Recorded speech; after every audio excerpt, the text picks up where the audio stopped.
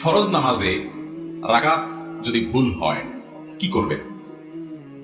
এর উত্তর হলো, ফরজ নামাজে 4 রাকাতের জায়গায় যদি আপনি 3 রাকাত পড়েন, অথবা 4 রাকাতের জায়গায় 5 রাকাত পড়েন, 1 রাকাত কম অথবা বেশি, তাহলে সেক্ষেত্রে অবশ্যই প্রথমত জোর নামাজকে আপনার জোর হতে হবে, অর্থাৎ যাতে করে 4 রাকাতেরটা যদি 5 রাকাত পড়ে ফেলেন, তাহলে সাথে আরো 1 রাকাত যোগ করবেন।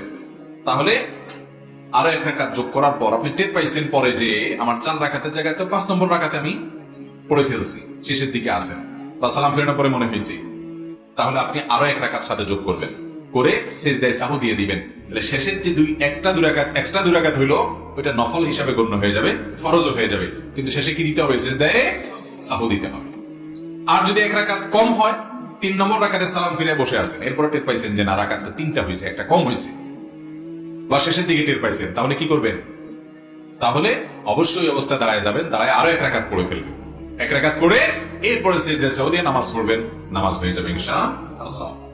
আর যদি 5 রাকাত পঞ্চম রাকাতের মাঝামাঝি পর্যায়ে বা দাঁড়ানো অবস্থায় মনে হয় 4 রাকাত থেকে উঠে দাঁড়ায় গেছেন, এখন মনে হয়েছে, তাহলে ওই অবস্থায় ফেরত আসবেন, এসে সিজদায়ে সাহু দিবেন বসে, এরপরে নামাজ হয়ে যাবে ইনশাআল্লাহ, এবং আপনার কোনো আর ওই নামাজ দৌড়াইতে হবে না।